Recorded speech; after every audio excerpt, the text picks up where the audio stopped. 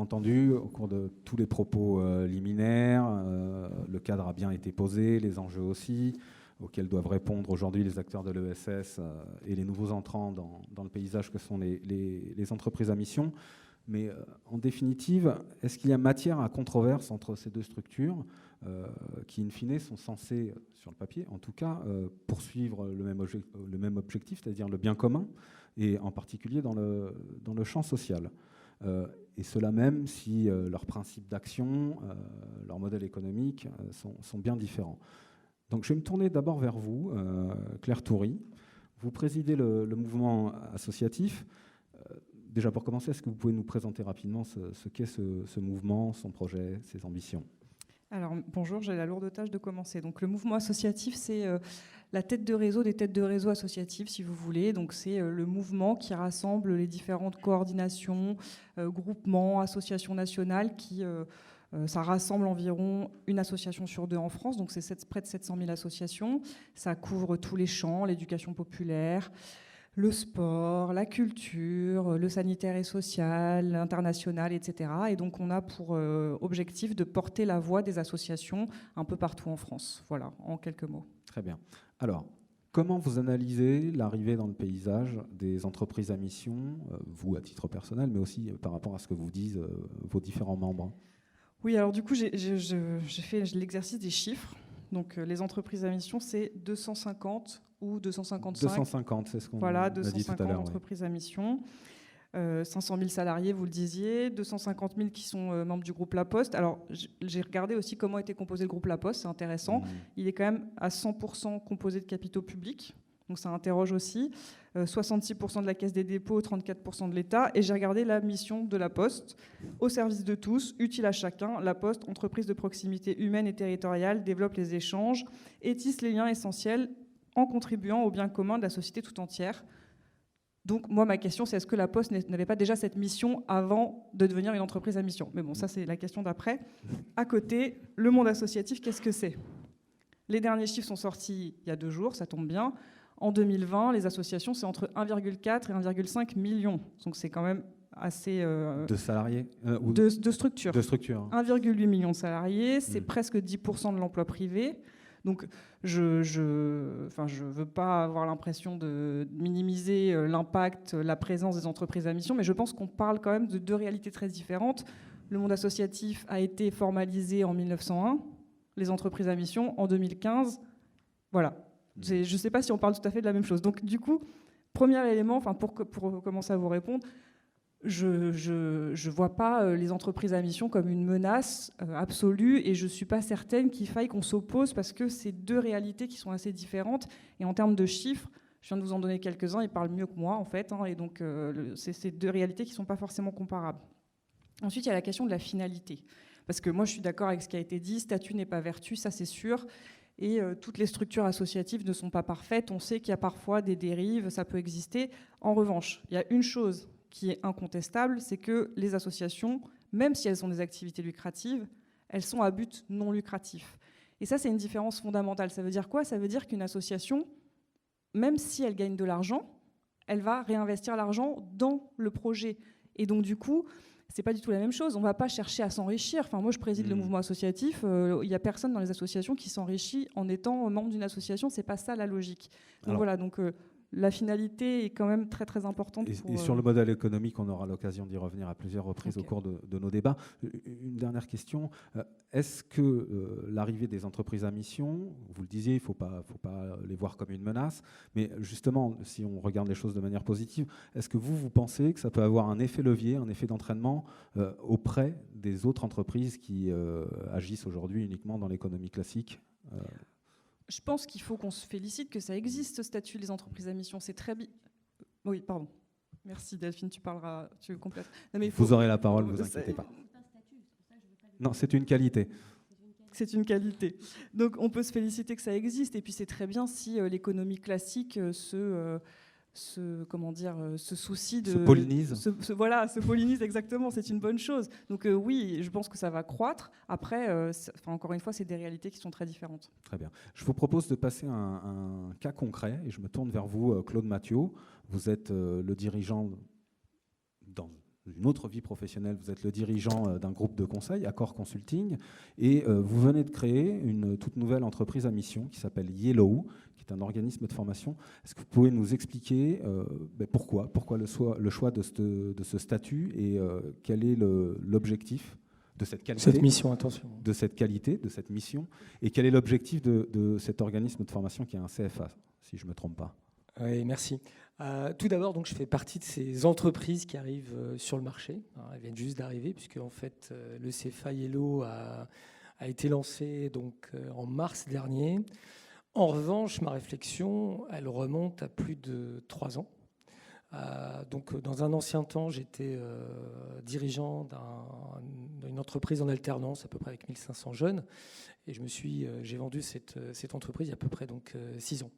Et donc, je suis donc le dirigeant aussi d'Accor Consulting. Et Accor Consulting a pu permettre le lancement justement de Yellow, puisqu'il a apporté des fonds qui ont permis de lancer un CFA, parce qu'un CFA, pour le lancer, ça demande un investissement très important.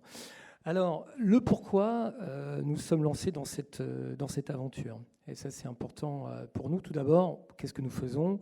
Le CFA Yellow, c'est d'accompagner donc des jeunes par des approches, je rentrerai tout à l'heure dans le détail, mais surtout des approches qui ne consistent pas à faire passer des entretiens de sélection sous forme de tests, de dossiers scolaires.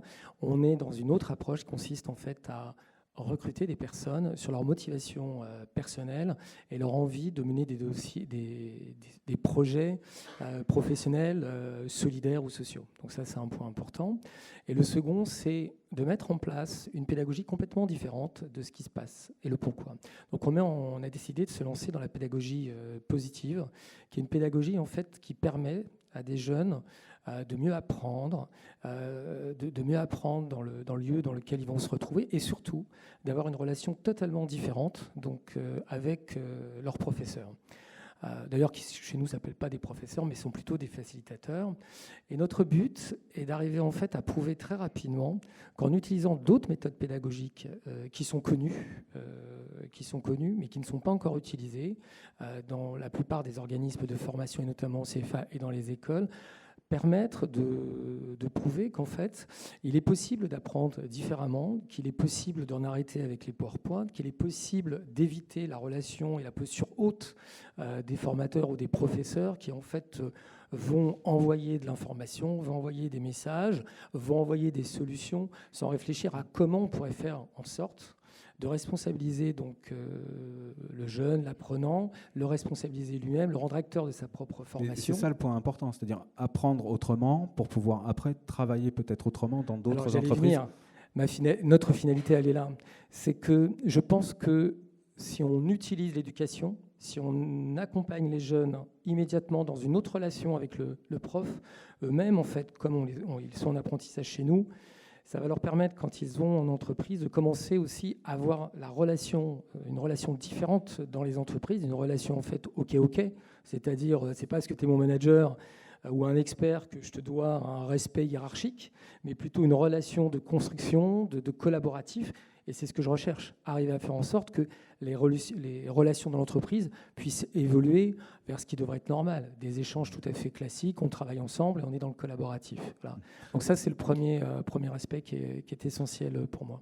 Vous avez parlé tout à l'heure de marché de la formation. Et oui, la formation professionnelle est un marché, d'autant plus après la dernière réforme, et en particulier pour l'apprentissage. Ouais. En quoi le fait d'avoir opté pour la qualité d'entreprise à mission vous offre un avantage ou pas sur les autres prestataires de formation? Je recherche pas un avantage. Ce que je recherche, c'est ce qui est le plus important, c'est cette cause. Cette cause, c'est-à-dire que je veux impérativement être modélisé. Quand je dis modéliser, je n'ai pas envie qu'on me dise tiens, on va le modéliser, mais qu'on puisse prouver que cette approche a des impacts. Et je veux absolument arriver à mobiliser les entreprises, les DRH des entreprises, pour qu'elles travaillent plutôt avec des entreprises, des CFA qui sont sur une pédagogie positive. Moi, c'est mon but. Donc, je ne cherche pas la différence. En revanche, ce que je peux vous dire, ce qui est en train de se passer depuis le mois de mars, c'est que les candidats que nous avons recrutés, qui ont démarré chez nous maintenant il y a à peu près donc, une quinzaine de jours, appellent leurs amis, leur parle de la manière dont se fait la pédagogie. Et en fait, on a des appels entrants maintenant depuis plus d'une semaine, depuis qu'ils ont démarré chez nous. Oui, parce que c'est ça, vous avez commencé là il y a 2 semaines. En fait, le projet, j'y ai pensé pendant 3 ans. J'ai longtemps hésité, puisque je ne voulais pas retourner dans le domaine de l'alternance et avec des approches classiques, et j'étais inquiet. Donc j'ai réfléchi. Je savais que c'était un gros investissement et que la manière dont je voyais la formation aujourd'hui et l'accompagnement, ça allait être sur un plan financier très difficile. Voilà. Donc je ne l'ai pas dit, mais aujourd'hui, pour préparer certaines formations, il faut par exemple 400 heures. On demande 400 heures minimum. Nous, on monte à plus de 500 heures. Et pour moi, c'est important parce qu'on travaille sur les soft skills. On veut impérativement que les jeunes puissent être formés à la connaissance de soi, puisque si on démarre si on travaille le plus vite possible sur la connaissance de soi, on est capable de s'apprécier. Et si on s'apprécie, on peut commencer donc à mieux communiquer donc avec les autres. Et je trouve dommage que l'accès à la connaissance de soi, à la sophrologie, au mindfulness soit simplement possible pour certaines personnes de la société et des personnes qui ont une certaine maturité en âge. Très bien, merci Claude Mathieu. Je me tourne vers vous maintenant, Frédéric Bardot. On reste dans le monde de la formation puisque vous présidez le réseau Simplon. Peut-être en 2 mots, vous pouvez nous rappeler quelle est la mission de Simplon. C'est former gratuitement des demandeurs d'emploi aux métiers numériques en tension. Voilà, donc faire de l'insertion par les métiers du numérique. Alors, vous n'avez pas la qualité d'entreprise à mission. Vous avez plutôt choisi le statut d'ESUS, c'est-à-dire d'entreprise sociale, d'utilité sociale, solidaire et d'utilité sociale. Pourquoi ce statut? Et surtout, qu'est-ce que ça vous permet de faire que vous ne pourriez pas faire si vous avez opté pour le statut d'association? Effectivement, donc moi j'ai le défaut d'être une ESUS. On a fait le pied de grue, non, par rapport à la qualité. J'ai fait le pied de grue au cabinet Benoît Hamon pour être une des premières ESUS de France au moment de la joie de juillet 2014. Les statuts étaient déjà prêts. On voulait absolument être une entreprise commerciale de l'économie sociale et solidaire. Alors même que quand j'ai pitché Simplon, je vous ai dit qu'en fait, les bénéficiaires de notre service ne le payent pas, donc c'est gratuit. Donc on fait commerce d'un truc gratuit, donc c'est un peu particulier. Voilà. Et aussi parce que la formation professionnelle est considérée un peu nativement, mais je sais qu'il y a plein d'avocats fiscalistes ici, mais comme quelque chose de lucratif. C'est-à-dire que c'est pas possible de faire de la formation d'intérêt général. Donc bon, on pouvait pas le faire autrement. En revanche, je voulais absolument qu'on soit dans l'économie sociale et solidaire parce que c'est nos valeurs, parce que c'est notre organisation territoriale, parce que c'est les publics qu'on vise, la manière qu'on a de former. Enfin, tout était et c'était déjà le cas dans l'entreprise que j'avais avant, qui était déjà une entreprise sociale. Mais par contre, on ne voulait pas se limiter à l'ESS non plus. Donc on a été assez rapidement, mieux-disant, au-delà de l'agrément ESUS, sur l'écart de salaire, sur la mission. On a été plus loin que cet agrément. Et en plus, on a été assez loin sur la partie RSE, puisqu'on est Lucie 26000. Donc on s'est calé sur la norme ISO 26000 pour être à 360 degrés, parce qu'on peut être une ESUS super bien sur sa mission sociale et puis faire n'importe quoi à côté. Donc nous, le but, c'était qu'on fasse... Et alors, pourquoi je reviens toujours. Et ça nous permettait aussi d'avoir... parce que le but, c'était qu'on ait un impact social maximum, hyper rapidement, comme le font les startups, mais pour l'impact. Donc pas pour aller en bourse ou je ne sais pas quoi. Donc c'était d'être une startup sociale. Et donc on savait qu'on aurait besoin de fonds propres, qu'on aurait besoin d'investir, qu'on aurait besoin de lever des fonds. Et donc on savait qu'avec cette qualité, ou ce statut, ou cet agrément ESUS, on aurait accès à un certain nombre de fonds et de financements qui permettent en fait d'avoir des fonds propres tout en restant dans le champ de l'ESS et sans tomber dans la partie private equity classique. Peut-être plus rapidement. Donc on pouvait jouer sur les 2 tableaux, ce qui résume bien Simplon. Alors, vous n'êtes pas entreprise à mission, mais en revanche, vous, à titre personnel, je crois, vous êtes membre, adhérent de la communauté, de la jeune communauté des entreprises à mission. Est-ce que vous pouvez m'expliquer? C'est un pied dedans, un pied dehors? Non, c'est pour faire de l'entrisme. Mais pour quelle raison? L'idée, c'est clairement d'être dans cette communauté-là et puis de participer aux discussions et surtout d'influencer le fait que les entreprises à mission aillent plus loin dans leurs engagements, qu'elles soient plus dans une approche 360 degrés et pas pick and choose, genre je prends ça, je prends pas ça, etc. J'ai envie de leur montrer que si elles vont vraiment jusqu'au bout de leur démarche, elles finiront dans l'ESS. Voilà. Très bien. Et il vaut mieux le faire de l'intérieur. Moi, je pense que pour détourner un avion, il ne faut pas être sur le tarmac, il faut être dans la cabine de pilotage. Bon. Et donc, je suis tout près du pilote. Je crois qu'on a bien compris la technique, la stratégie. Delphine Lalu, c'est à vous pour terminer ce premier tour de table. Je crois qu'il fonctionne, faites un test. Bon. Vous êtes directrice RSE et des fondations du groupe de protection sociale et patrimoniale AG2R La Mondiale. D'ailleurs, merci pour la mise à disposition de ces locaux. Très bien. Les sociétés à mission sont un modèle qui intéresse AG2R, La Mondiale, ou pas? Alors, j'en sais rien encore. Enfin, si le modèle est intéressant, c'est pas, enfin, cette qualité est intéressante. Le mouvement qui sous-tend ce léger développement des sociétés à mission, en tout cas des entreprises qui prennent cette qualité, c'est intéressant. Après, ce qui nous a vraiment parlé, si je puis dire, dans la loi Pacte, et il faut s'en réjouir, et dans la préparation, au moment de la préparation de la loi Pacte, eh bien, c'est tout le travail de Nicole Notat et Jean-Dominique Senard qui ont produit un rapport, de mon point de vue, assez exceptionnel, réalisé en très peu de temps, fondé sur des entretiens mais ils ont vraiment entendu tout le monde. Moi, j'ai fait partie des derniers... Presque tout le monde. Pardon. Hop, écoutez, on ne va en pas rentrer dans ce plus débat, tard. mais quand je vois la liste, vous regarderez la liste, tout le monde était représenté. Tout le monde était, en gros, représenté.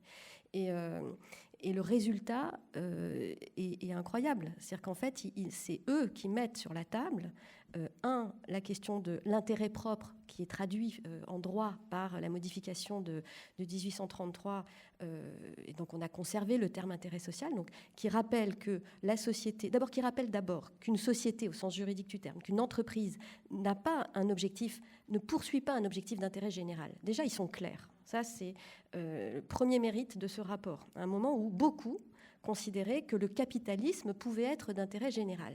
Et donc, pour ce qui concerne le Centre français des fonds et fondations, puisqu'on a été les derniers interrogés à l'époque, on s'est battu contre cette idée-là parce qu'elle pouvait mettre en danger l'ensemble du secteur de l'intérêt général, une partie des associations, pas toutes, les fonds et fondations dans leur totalité, puisque c'est la seule structure de droit privé qui est d'intérêt général par principe, en droit. Et donc, nous étions très inquiets. Donc, le premier élément, pour moi, c'est pas d'opposer les choses, mais de se distinguer, d'en finir avec certaines impostures, dire les choses telles qu'elles sont en droit, déjà. Donc, l'entreprise ne poursuit pas un but d'intérêt général. Et c'est bien, je veux dire, c'est pas choquant. L'entreprise poursuit son intérêt propre, d'abord. Pour autant, elle doit prendre en considération des préoccupations sociales et environnementales.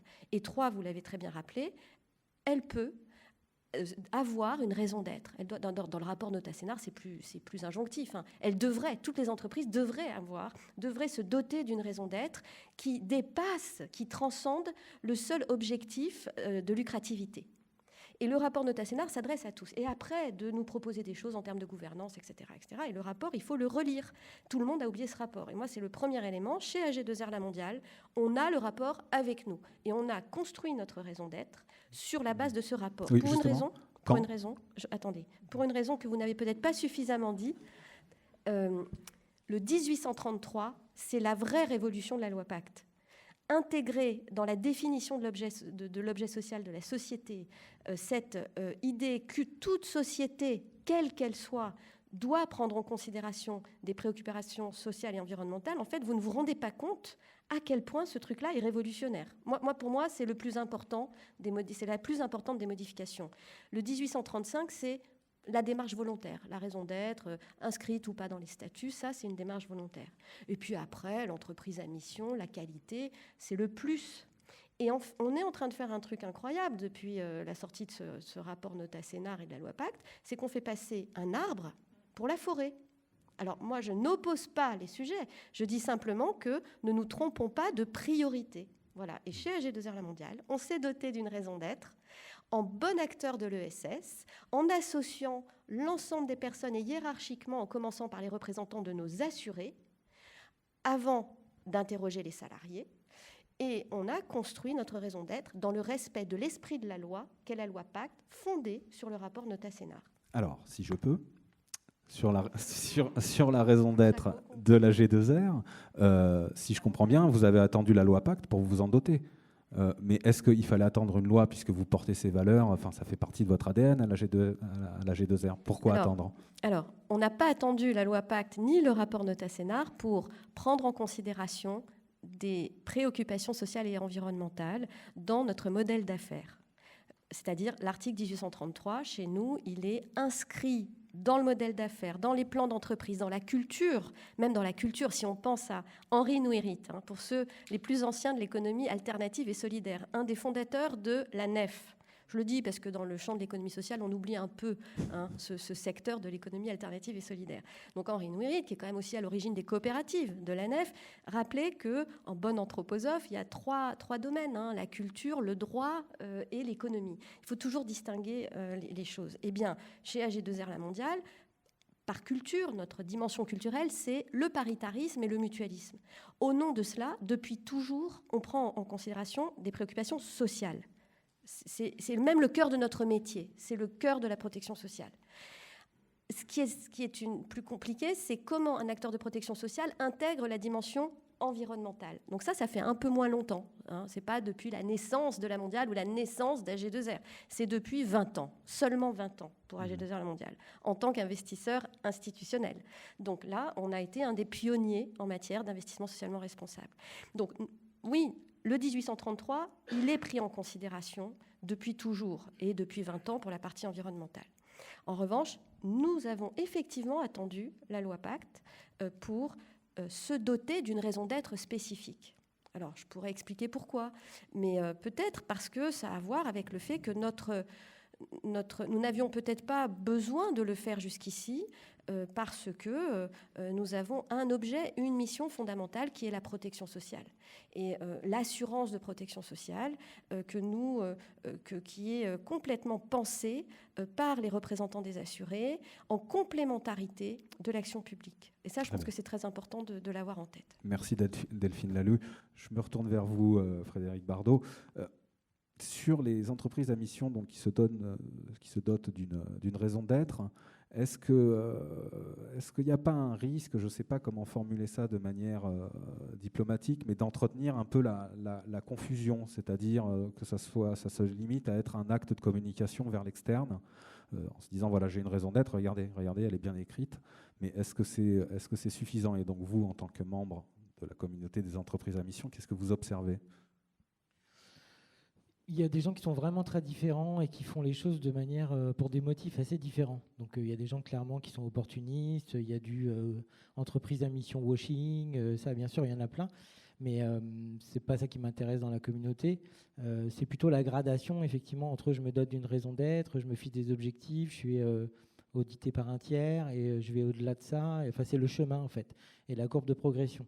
Ce que je constate sur les gens qui sont actifs dans cette communauté et pas juste qui viennent de prendre le tampon et après qui achètent des 4x3 dans le métro pour dire je suis une entreprise à mission, c'est qu'elles sont sur un chemin et que ce chemin il va vers le haut et que en fait en étant dans la communauté et en étant frotté pas qu'à des gens qui sont entreprises à mission mais à des gens de l'ESS, à des fondations, etc., ça les tire vers le haut et ça les fait regarder à 360 degrés. Je pense que c'est ça qui m'intéresse moi.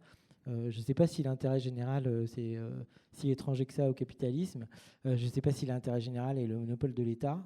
Ça, je m'interroge de plus en plus là-dessus. Mais je sais qu'il n'y a que des preuves d'intérêt général. Et qu'il y a des preuves de... Enfin, je veux dire, c'est comme l'amour, quoi. C'est pareil, c'est bien de le dire, mais les preuves d'amour, c'est mieux. Et donc, moi, je regarde que les preuves, et les preuves qui sont déterminées par des gens qui sont des tiers, et qui ne sont pas jugés partis. Donc, oui, mais là, on n'y est pas encore, justement, parce que sur l'évaluation, la quantification des objectifs pour voir s'ils ont bien été atteints à partir du moment où ils sont bien formulés, donc la vérification par les organismes tiers indépendants, c'est trop tôt. Je ne sais même pas si ça a déjà été fait dans une seule entreprise à mission. Non, mais moi, en tant qu'ESUS, je ne suis pas audité sur ce que je déclare en tant qu'ESUS. Vous, non, voilà, mais je parle des entreprises à mission. Mais pareil, j'ai envie de dire pas plus. C'est que quand je me suis mis en ISO 26000 que là j'ai été obligé de dire je prends 43 engagements et vous revenez dans un an et il faut regarder. Moi j'ai jamais eu de contrôle en tant qu'ESUS. Personne n'a regardé si ma masse. Société à mission, il y a une obligation et je crois même que c'est encadré c'est encadré temporellement. D'ailleurs, Claude Mathieu, oui, donc c'est un cran au-dessus d'une ESUS quelque part en termes de contrôle. sur la partie Oui. contrôle. Claude Mathieu, puisque vous êtes une société à mission, vous en êtes où dans le processus d'évaluation de vos objectifs sociaux et, le cas échéant, environnementaux? Alors, nous, je voudrais vous parler de notre gouvernance. Et comment on s'y prend. En fait, lorsqu'on a démarré, je me suis dit qu'on ne pouvait pas continuer comme on le faisait avec Accor Consulting, des associés, puis on prend les décisions avec les équipes. Donc, en fait, j'ai décidé d'externaliser la gouvernance. Donc, j'ai appelé des personnes que nous apprécions, des personnes qui étaient complètement extérieures à nous, qui sont dans d'autres milieux. Et aujourd'hui, la gouvernance, donc, c'est à peu près 18 personnes, plus 3 apprentis. Donc un apprenti, à peu près 3-4 apprentis. Et donc on a démarré dès le mois de mai, alors que l'entreprise venait juste d'exister, il n'y avait presque pas de salariés. Et en fait, on s'est mis d'accord sur nos objectifs, bien entendu, ce que nous voulons, et la manière dont en fait la gouvernance allait nous contrôler. Donc, soit au niveau de la compta, notre premier bilan, parce qu'on a sorti un premier bilan. Est-ce qu'on respecte nos engagements que nous avons pu prendre dans la manière de recruter les jeunes, la manière de faire nos formations, la manière aussi d'accepter les entreprises, puisque je ne l'ai pas dit tout à l'heure, mais Yellow, ce qui est important, c'est qu'on puisse vérifier que le jeune va pouvoir travailler dans un milieu où la pédagogie positive va pouvoir se mettre en place. Et donc, on prend des décisions de ne pas travailler avec certaines entreprises. Et on a même refusé de grands groupes qui, bien sûr, portent des hautes valeurs, mais ensuite, dans l'applicatif, n'ont pas le même discours. Voilà, donc on a cette gouvernance qui nous fait réfléchir, qui nous challenge et qui vérifie. Voilà. Sur la partie ensuite mise en place, donc je suis passé par mon expert comptable, le CAC. C'est en train de se mettre en place. J'ai démarré qu'en mars, donc je ne peux pas vous en dire plus. Pour l'instant, on crée, on développe, on prend conscience. Ce matin, on était en pleine discussion entre toutes les équipes sur la manière dont on devait s'organiser, parce qu'on est face maintenant à des soucis d'objectifs, de résultats. Et c'était très intéressant sur la manière dont nous allions nous y prendre entre nous pour obtenir les résultats et faire en sorte que les vieux démons ne reviennent pas, quoi. C'est-à-dire cette obsession du résultat. Et là, ce qui est génial dans cette manière de faire, cette manière de voir le monde, c'est qu'en fait, chez nous, il n'y a pas une personne, puisqu'elle aurait un poste soi-disant X ou Y, qui n'a pas sa place pour faire du collaboratif. Et ce matin, on est revenu sur notre mission, le pourquoi nous sommes là, puisque toutes les personnes qui sont arrivées chez Yellow sont venues pour la mission, pour les valeurs que nous portons et ce que nous voulons apporter donc, à l'éducation en France. Voilà. Simplement, je vous donne quelques informations qui me paraissent importantes sur les difficultés qu'on peut connaître. Quand j'ai des difficultés, la gouvernance qui va contrôler, qui nous fait des retours. Et puis ce matin, on est en train de réfléchir sur comment on faisait pour continuer donc, à faire vivre nos valeurs et savoir dire non. Donc savoir dire non à une entreprise parce qu'on ne peut pas travailler avec elle, parce qu'elle ne respecte pas les règles telles qu'on les voit. Savoir dire non d'un seul coup à des objectifs, c'est-à-dire que faire attention à ne pas repartir dans du quantitatif, mais toujours se focaliser sur le comment. Comment on peut arriver donc, aux objectifs qu'on s'est fixés, parce que notre entreprise, il faut qu'elle ait d'oxygène pour vivre, se développer. C'est-à-dire que comme on est au-delà des heures qu'on devrait faire, qu'on met en place des suivis personnalisés comme de la sophrologie, comme du mindfulness, comme de l'hypnose, tout ça, ça a des coûts. Surtout que nos principes, c'est surtout pas d'avoir de classe. On n'est pas dans des salles en randonnion, on est dans des lieux de séminaire. Donc tout ça, ça a des coûts. Alors il faut que j'arrive je dis je parce que là-dessus je le porte, il faut que j'arrive toujours à trouver le bon équilibre. Et ça, c'est pas facile, mais l'équipe est là pour me le rappeler si je commençais à déraper. Et puis tous les trimestres, c'est la gouvernance qui vient contrôler, bien sûr. L'éternel problème est question du modèle économique et de son équilibre. Je reviens vers vous, Claire Toury. Est-ce que certains secteurs de l'ESS ont davantage de raisons de s'interroger sur la survenue, l'arrivée des entreprises à mission dans le paysage, sans parler clairement de concurrence? Mais est-ce que ça va davantage percuter leur modèle économique, entre guillemets? Alors, je vais vous parler de ce que je connais, à savoir le monde associatif, le modèle associatif. On en discutait par téléphone l'autre jour. Quand on prend l'exemple du secteur de l'aide à domicile, par exemple, le sanitaire et social, l'aide à domicile, c'est des exemples qui sont assez parlants parce que c'est des secteurs qui sont quand même percutés, alors c'est pas forcément le bon terme, mais qui sont un peu percutés par une certaine forme de concurrence. Et donc, Là encore, c'est pour ça que moi, je trouve ce que vous dites intéressant, mais je trouve qu'il ne faut pas confondre intérêt sociétal et intérêt général. Et une entreprise à mission, il y a un intérêt sociétal qui n'est pas contestable. L'intérêt général, il se pense encore une fois en termes de finalité. Et la finalité pour le modèle associatif, c'est une finalité non lucrative. Ça veut dire qu'une association ne va pas se demander si elle intervient dans tel ou tel territoire, est-ce que c'est rentable ou est-ce que ce n'est pas rentable. Et c'est pour ça que les associations interviennent dans certains territoires qui ne sont pas rentables. Mais pour que les associations continuent d'intervenir dans ces territoires non rentables, il ne faut pas qu'elles soient trop concurrencées par certains acteurs à côté qui vont récupérer les marchés rentables, puisque finalement, derrière, le risque, c'est que certaines zones, et je pense à l'aide à domicile, parce que j'en parlais avec une présidente d'une association d'aide à domicile récemment qui me disait que ça faisait partie des grosses préoccupations qu'elle avait, dans certains territoires, si ça continue comme ça, ils ne seront peut-être plus en capacité d'intervenir à cause de la concurrence dans d'autres lieux. Donc voilà, il y a certains secteurs qui sont quand même un petit peu impactés, oui. D'accord. Et alors, comment faire pour un peu contrebalancer ce que vous venez de dire ? Je pense que c'est ce que je disais juste avant. Je pense qu'il ne faut pas qu'on se trompe d'ennemi.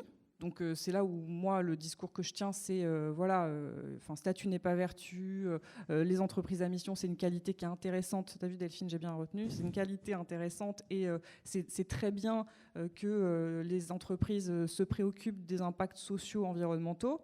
En revanche, n'oubliez pas qu'on n'a pas tous les mêmes armes et qu'il y a des modèles comme le modèle associatif qui est un modèle non lucratif qui a besoin de continuer à exister. Et donc, ne créons pas une situation concurrentielle qui risque de tous nous desservir à terme.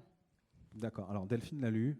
On a entendu, il ne faut pas se tromper d'ennemi, mais dans certains autres champs de l'économie sociale, je pense par exemple aux champs un peu plus financiers, comme la protection sociale, les mutuelles, est-ce que là, pour le coup, il n'y a pas une concurrence frontale qui se dessine et qui risque de s'accroître entre les acteurs historiques et les entreprises à mission Alors, je vais peut-être un tout petit peu nuancer ce que tu as dit, même si Claire, en fait, s'exprimant au nom du mouvement associatif, représente vraiment le secteur associatif d'intérêt général, parce que c'est un élément fondamental pour le mouvement associatif. Absolument. Mais là où je voudrais nuancer, et en même temps je réponds à votre question, c'est qu'il n'y a plus un domaine de l'intérêt général qui n'est pas inscrit dans le champ concurrentiel. C'est la vraie... c'est juste incroyable comment en 20 ans, le secteur des maisons de retraite, tout le secteur médico-social est fracturé de l'intérieur par l'arrivée d'acteurs du marché et de sociétés cotées. Donc, idem dans le champ éducatif. Et je ne mets pas du tout en cause le fait qu'il y ait de nouveaux entrants qui relèvent du champ concurrentiel. Mais en tout cas, vous n'avez plus un secteur de l'intérêt général qui n'est pas concerné par ce problème-là. Deuxième élément de nuance, au sein même du secteur associatif, vous avez des associations à but non lucratif, parce que c'est fondamental, qui sont des acteurs du marché et qui sont devenus les premiers concurrents de nous-mêmes. C'est-à-dire que la concurrence est interne au monde associatif. Et c'est la raison pour laquelle le Centre français des fonds et fondations, AG2R La Mondiale, nous considérons qu'on ne définit pas l'appartenance à l'intérêt général uniquement par le caractère non lucratif du but, de l'objet et de la finalité. Il faut aussi regarder la gestion, et donc le modèle ESUS est très intéressant pour cela. C'est comment on encadre la gestion qui, premièrement. Deuxièmement, il y a la question du cercle restreint, très important, et c'est là peut-être qu'il faudrait trouver des éléments d'évolution, parce que l'intérêt affinitaire n'est pas non plus l'intérêt commercial, donc il y aurait des choses à chercher au plan juridique sur la question de l'intérêt restreint, du cercle restreint. Vous pouvez préciser. Et la troisième chose, pardon, ça fait 2 fois. Non mais je vais aller au bout de ma logique pour que les gens comprennent, c'est que le droit, la fiscalité française, le Code général des impôts est génial. C'est-à-dire qu'en fait, l'intérêt général n'est pas défini en droit, il est défini par la fiscalité. Et si vous n'avez pas en tête que l'enjeu est fiscal, que les gens qui ont voulu créer un nouveau statut de société à mission au plan juridique, parce que c'était ça l'objectif de certains au moment de la loi Pacte. Et grâce au rapport Nota-Sénar et grâce à plusieurs acteurs de l'intérêt général, on s'est battu pour qu'il n'y ait pas statut juridique ouvrant la possibilité d'un avantage fiscal spécifique. Vous comprenez ? C'est pour ça que j'ai repris sur le statut. Parce que ce n'est pas par hasard si les gens en permanence opposent les entreprises d'un côté à mission et le reste du monde. Non, toute entreprise peut prendre la qualité. Il ne faut pas un statut juridique spécifique. Et vous verrez que ceux, et là je vais direct dans la controverse, comme ça vous gagnez du temps, ceux qui veulent aujourd'hui une révision de la loi de 2014, de la loi OSS 2014, vont reposer, vont utiliser la révision, vont utiliser la saisine éventuelle du CESE pour à nouveau demander un statut spécifique. Donc je fais une alerte aux copains, attention. Et pourquoi chez AG2R Mondial on est inquiet de cela ? C'est parce que l'ESS, des structures juridiques propres, entreprises à mission, qui bénéficieraient d'un avantage fiscal particulier un jour, soyons dans la science-fiction, entreraient en concurrence déloyale avec le secteur entrepreneurial conventionnel, les TPE, PME, les petits. Et au CESE, quand je présidais la section des activités économiques pendant 5 ans, eh bien, nous avions décidé de faire l'alliance des petits et des moyens, quelle que soit leur appartenance à l'ESS, au secteur conventionnel, en disant, voilà, on a chacun des façons de faire, on a nos modalités. Vous l'avez très bien dit, c'est une question de modalité, d'esprit, de culture, de choix du collectif ou du chef d'entreprise. Ne prétendons pas être ce que nous ne sommes pas.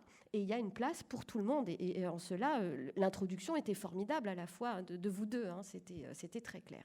Bon, il y aurait beaucoup à dire sur tout ça. Alors moi, je veux juste bien rebondir parce que Delphine me reprend. Donc je partage ce que tu dis. Moi, j'ai jamais dit que l'intérêt général reposait uniquement sur la finalité. Je dis juste que tu ne peux pas ignorer la finalité quand tu définis l'intérêt général. Et c'était là-dessus que je rebondissais. Et donc, pour moi, si tu ignores que la finalité associative, elle est non lucrative, si tu ignores que l'intérêt général implique la non-lucrativité, du coup, ça a des vraies conséquences pour le modèle associatif. Okay. C'est pas suffisant, je te l'accorde, mais c'est nécessaire. Après, je veux renverser. Réponse et après Frédéric Bardot. Non, mais alors, vous m'autorisez. Non, mais sinon, je m'en vais. Hein. Je vais renverser le truc. La loi 1901 dit une association n'est pas une structure juridique, d'accord ? C'est un contrat informel entre au moins 2 personnes qui décident affecter, c'est un terme technique qui est venu après coup, qui décident de mettre en commun leurs idées d'abord et leurs moyens ensuite dans un but autre que celui de l'entreprise. Ce qui est intéressant avec cette définition de la loi 1901, qui est française et que nous devons défendre, préserver, protéger, c'est qu'en fait, elle qualifie, elle caractérise le fait associatif. Et là, il y a quelque chose qui est intéressant pour tout type d'organisation, à forme associative ou pas. Et c'est ce qui sous-tend la raison d'être. Et c'est ce qui sous-tend ce qui est en train de se passer et où le marché, les entreprises conventionnelles sont en train de rattraper l'ESS. Et là, je fais une critique à l'ESS. Et je fais une critique aux associations gestionnaires, aux structures de l'ESS qui, changeant d'échelle, devenant hyper professionnalisées, ont oublié leur raison d'être. Revenons à la racine du fait associatif que certaines entreprises, c'est ce que vous venez de décrire, en fait, font vivre dans leurs organisations. C'est ça, c'est comment on met en commun des moyens, des idées et des moyens pour faire vivre un projet collectif. Certains dans un but lucratif, économique, louable, d'autres dans un but non lucratif, à gestion des intéressés. Et c'est pour ça que je ne veux pas opposer. C'est pour ça que je trouve dangereux de parler de colonisation dans un sens ou dans l'autre. Excusez-moi, je ne veux surtout pas être critique à l'endroit d'Olivia Grégoire, qui est une formidable ministre pour l'ESS et qui a dans son intitulé « Économie sociale » et responsable. Donc, c'est la première fois qu'on a une ministre qui a les deux dans son intitulé. Donc, ce n'est pas une critique à l'endroit d'Olivia Grégoire. Dans la controverse de Valladay, moi, je voyais autre chose. C'est l'âme. La question qui est posée, c'est est-ce que les Indiens ont une âme ? Est-ce que l'ESS a une âme ? Est-ce que les entreprises à mission ont une âme ? La réponse est oui. Est-ce qu'elles ont la même ? La réponse est oui. Les entreprises à mission, non, mais peu importe. Une âme, est-ce que toutes les âmes sont les mêmes ? Non, elles sont par principe différentes. Donc, il faut arrêter. Il n'y a pas de controverse là-dessus. En fait, il n'y a pas de controverse. Les entreprises, quel que soit leur statut, qui s'inscrivent dans la logique de devenir qualifiées, d'être qualifiées d'entreprises à mission, intègrent l'idée qu'elles ont une âme, qu'elles ont une raison d'être et qu'elles doivent la faire vivre. Ne nous opposons pas. Ceux qui nous opposent nous divisent pour des raisons qui nous échappent. Merci Delphine. Frédéric Bardot, ne nous opposons pas, donc il n'y a pas de controverse, on n'est que dans le bien commun. Ouais, non, je vais rajouter un peu de controverse quand même, chacun son tour. Je me disais, l'objectif de lucrativité, la finalité de lucrativité, je me disais en vous écoutant, à Simplon, on est considéré comme quelque chose qui est en lucrativité limitée, voilà, alors même qu'on ne gagne pas d'argent et qu'on ne vend rien. Et je me dis, mais si on prend la lucrativité comme un moyen, c'est-à-dire que si on oublie que c'est une finalité, est-ce qu'on peut tordre la lucrativité, est-ce qu'on peut tordre le capitalisme pour qu'il ait des objectifs qui soient clairement de bien commun? Alors je sais qu'on ne peut pas dire d'intérêt général, même si je ne vois pas dans quelle mesure, autre que juridique et fiscale, on peut dire que les entreprises ne concourent pas à l'intérêt général. Ça, c'est encore quelque chose qui m'interroge pas mal quand même, vu le poids du capitalisme et des entreprises dans la société, hein, je me dis juste. Et puis moi, j'ai un problème avec le monopole d'intérêt général de l'État aussi, qui m'interroge beaucoup. Parfois, je me demande effectivement si l'État est d'intérêt général. Ouais, vraiment. Et là, je parle pas, c'est pas une controverse juridique que je dis, c'est un truc de fond. C'est-à-dire, est-ce que l'État est toujours d'intérêt général, voilà, et est-ce que les entreprises, parce qu'elles sont lucratives, sont forcément si éloignées que ça de l'intérêt général? Donc moi, j'utilise la lucrativité comme un moyen, pas comme une fin. Et en plus, j'y arrive mal, hein, puisque j'ai du mal à être lucratif, puisqu'on perd de l'argent. Et donc c'est ça qui est un peu ennuyeux. Mais je me dis, voilà, est-ce qu'il n'y a pas moyen de hacker la lucrativité ou de hacker le capitalisme pour qu'il concourt véritablement à des buts d'intérêt général? En tout cas, moi, c'est ce qui m'anime. Mais là, je vous rejoins aussi sur le fait qu'il ne faut pas opposer les différentes démarches. Mais... Claude Mathieu, les entreprises à mission vont permettre de hacker le capitalisme? J'ai du mal à... En tout cas, ma motivation personnelle, et puis je pense que toutes les personnes avec qui je suis associé sur mes différents business, et là, je vais parler business, je vais pendant quelques minutes laisser tomber l'entreprise à mission, et après, je vais y revenir. Je sais pas, moi je fonctionne pas pour une finalité lucrative. Je travaille pour un projet, pour une aventure humaine, pour un rêve. Et sincèrement, si ma vie c'était de voir que des finalités, alors il y a bien sûr qu'il y a des entreprises capitalistiques où en fait nos financiers sont là pour regarder les résultats, etc. Mais en tout cas, en tant qu'entreprise à taille humaine, je travaille pas pour une finalité lucrative. Moi, ce que je recherche... et après, je vais revenir sur Yellow. Ce que je recherche, c'est autre chose. C'est faire en sorte que nos entreprises aient de l'oxygène pour se développer, pour se former, pour ne pas être dans la survie, mais pouvoir effectivement être dans la pérennité comme le sont les grandes entreprises. Enfin, elles le sont un peu moins maintenant, mais voilà, c'est ça que je recherche en tant que chef d'entreprise. Et puis, c'est d'assurer une vie pour tout le monde stable. Mais dire que je serai sur les finalités... fric, non, c'est pas possible. Et d'ailleurs, je vais vous dire quelque chose. Je me suis intéressé il y a quelques années, comme beaucoup de monde, aux entreprises libérées, à la sociocratie, l'holocratie, etc. Il y a des choses intéressantes. Mais j'ai compris quelque chose. Le plus important, c'est le comment. En tout cas, moi, je vis pour un comment. Quand j'ai vu ce matin les équipes qui cherchaient des solutions par rapport à des difficultés qu'on rencontrait, de voir des équipes, parce qu'elles sont détendues, parce qu'elles sont calmes, parce qu'il n'y a pas la pression du chiffre. Ils ont la pression parce qu'ils savent à combien on doit être, etc.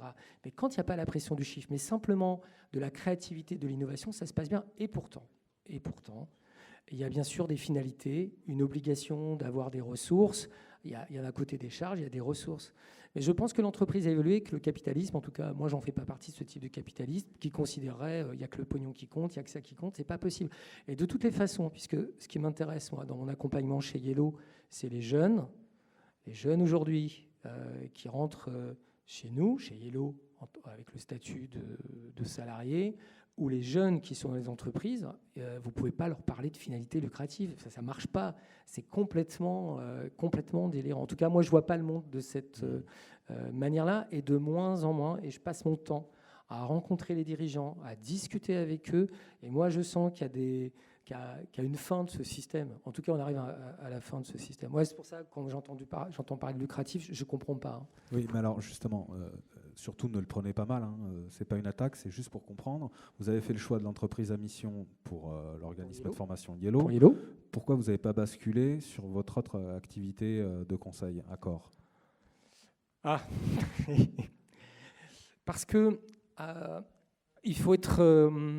j'accompagne la transformation d'entreprise sur Accor Consulting. Quand j'accompagne la transformation, on vit une aventure. Mes équipes, il y a des coachs, il y a des facilitateurs. Malheureusement, on fait des postes PSE.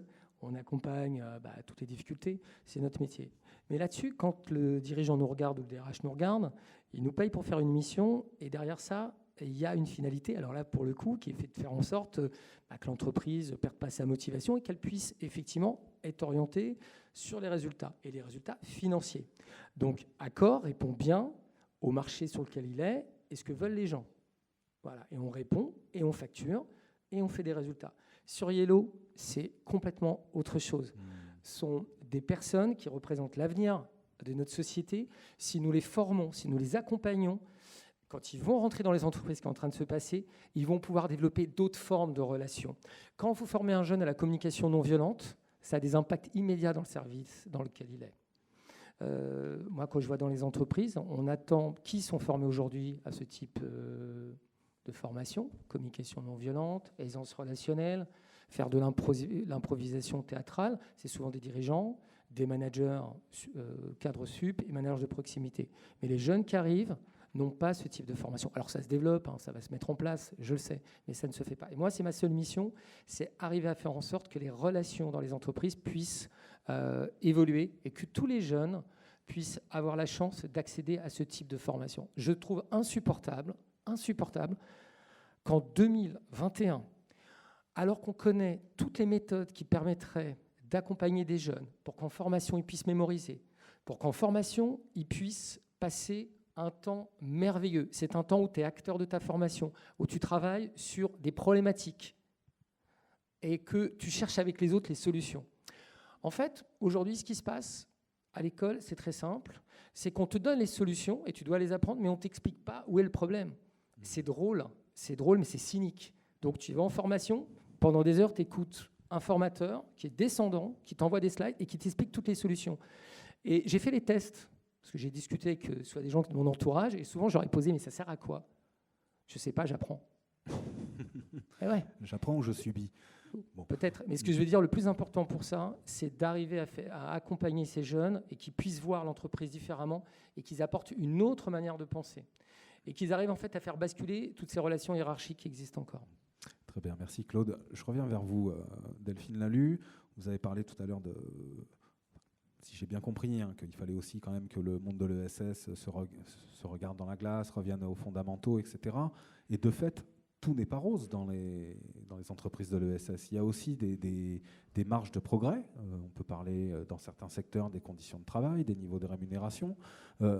Et donc, du coup, sachant que les entreprises à mission ou les sociétés à mission se dotent d'objectifs sociaux et qui souvent sont d'abord centrés sur le bien-être de leurs salariés, est-ce que là, il n'y a pas une source d'inspiration pour certains secteurs et employeurs de l'ESS?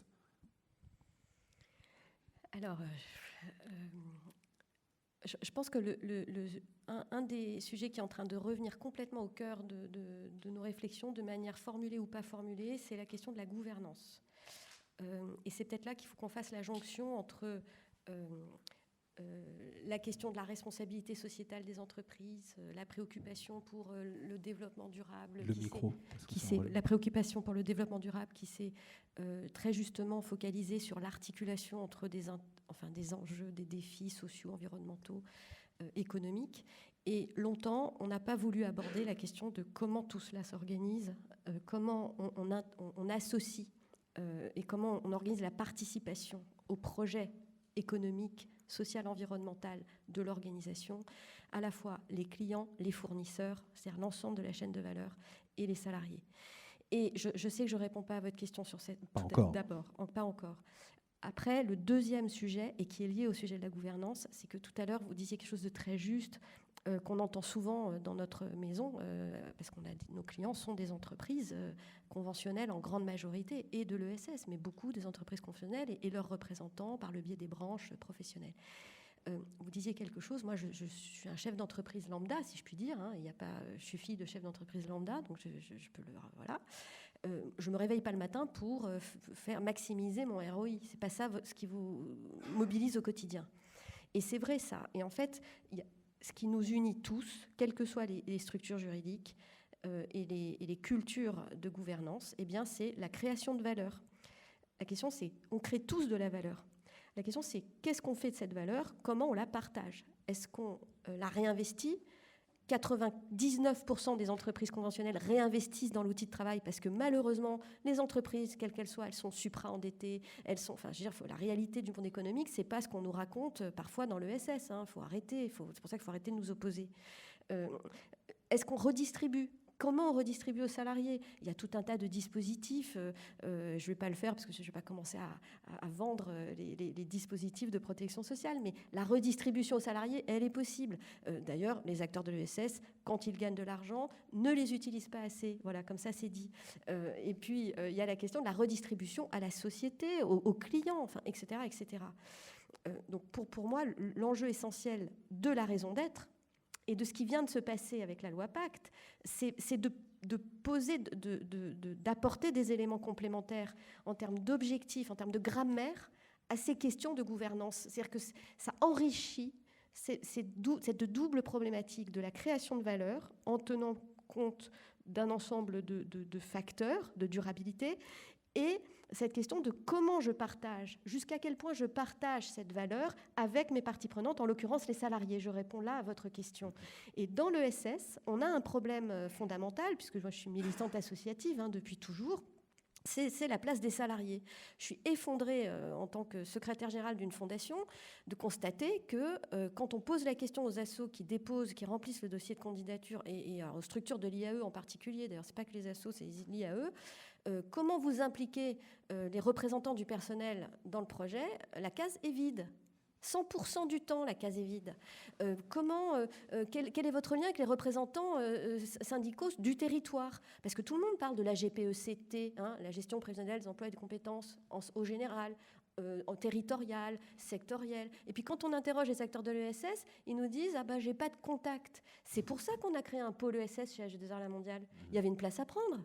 Je vous le dis franchement, il n'y a pas un seul de nos concurrents qui mettait autour de la table les organisations patronales, conventionnelles, les organisations syndicales représentatives des salariés et les acteurs de l'ESS représentatifs de tous les secteurs d'activité. L'enjeu est là aujourd'hui. Et le CORAS, je vous l'annonce, le CORAS dans l'IAE va lancer une grande enquête sur justement la participation des salariés. Incroyable! Non mais attendez, on a oublié nos racines. Oui, là, je challenge un peu.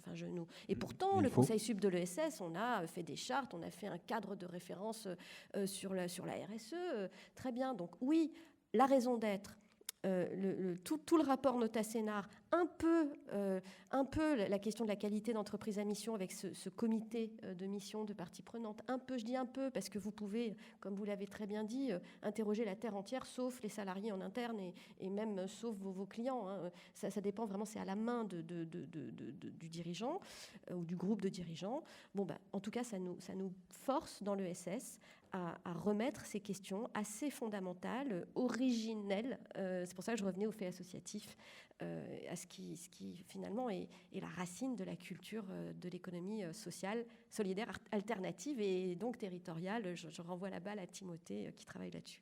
Merci Delphine. Frédéric Bardot, avant peut-être qu'on prenne quelques questions, alors pas forcément dans la salle, parce que je ne sais pas si techniquement c'est possible, mais des questions qui sont posées sur le chat par les personnes qui nous suivent en direct. Une dernière question, Frédéric Bardot. On a entendu, grâce à l'exemple exposé par Claude Mathiot, qu'on a des projets forts, avec des ambitions fortes, portées par des entreprises à mission. Mais quelles seront les conséquences pour les entreprises à mission qui se vendent en tant que telles, qui attirent des talents, en particulier des jeunes, qui viennent motivés parce qu'ils ont l'assurance ou en tout cas l'espérance de partager des valeurs communes avec leur employeur. Quelles seront les conséquences si ces espoirs sont déçus par les entreprises à mission ? Je ne sais pas, ils auront des lanceurs d'alerte, peut-être en interne, comme les grandes entreprises du numérique. Faut espérer. En tout cas, la cohérence entre le discours et les actes et les preuves, je pense qu'elle est obligatoire maintenant. C'est-à-dire, c'est aussi pour ça que les entreprises à mission vont se développer, je pense, c'est qu'elles ne pourront pas recruter des jeunes si elles ne sont pas mieux-disantes sur ces aspects-là et si elles ne prennent pas des engagements. Mais si c'est de la prise d'engagement et que derrière, ce n'est pas suivi des faits, elles ne garderont pas les talents et en fait, elles se feront avoir soit par leurs clients, soit par leur interne. Donc, et c'est pour ça que j'aime bien ce principe des entreprises à mission, parce qu'en fait, elles se mettent elles-mêmes de la pression. Et ça, je trouve ça pas mal, parce qu'avant, on pouvait faire que de la com. C'était possible, ça. Dans la RSE, par exemple, c'était assez faisable. Mais, Et encore une fois, avec une évaluation par des organismes tiers indépendants, ce que n'ont pas les acteurs de l'économie sociale et solidaire. Ouais, complètement. Pour voir si les engagements sont tenus, quelles sont les marges de progrès, etc. C'est l'organisation qui choisit sur quoi aller évaluer. Ce qui est Oui, quand et même qui un se petit fixe peu... ses propres Voilà, objectifs. c'est ça. C'est un premier pas. Donc, c'est moins pire que l'autodéclaration, mais c'est quand même pas génial en ce sens qu'on choisit où est-ce qu'on a envie d'être audité quelque part. Et ça, je trouve que c'est un peu trop facile. Parce que l'idée, c'est d'être cohérent à 360 degrés et qu'il n'y ait pas un compartiment du jeu où il y a des cadavres dans le placard. Enfin, nous, je dirais la même chose que Delphine. Hein. Simplement, on est super dans le social, mais alors en numérique, l'environnement, je veux dire, c'est une cata, quoi. Voilà. Et le numérique est un problème pour l'environnement. Donc, effectivement, là, il faut qu'on bosse là-dessus, sinon c'est trop facile. On forme des réfugiés, des chômeurs et tout, c'est super. Mais bon, si on fait n'importe quoi par ailleurs, qu'on ne consulte pas nos salariés, qu'on n'a pas de logique de partie prenante. Donc, ouais, je pense que le sens de l'histoire, c'est qu'ils vont se mettre eux-mêmes la pression et la demande est tellement forte dans les générations qui arrivent que je pense que, enfin voilà, il n'y aura pas, il ne pourra plus y avoir de dissonance cognitive, quoi. Il ne pourra pas y avoir la main droite qui fait un truc et la main gauche qui fait le contraire, quoi. Le sens de l'histoire pour œuvrer au bien commun, comme l'intitulé de cette table ronde.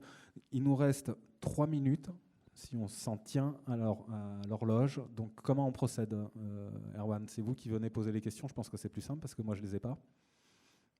Non? Il ne peut pas bouger, le pauvre. Ah mince. Alors, on peut peut-être lui apporter un micro.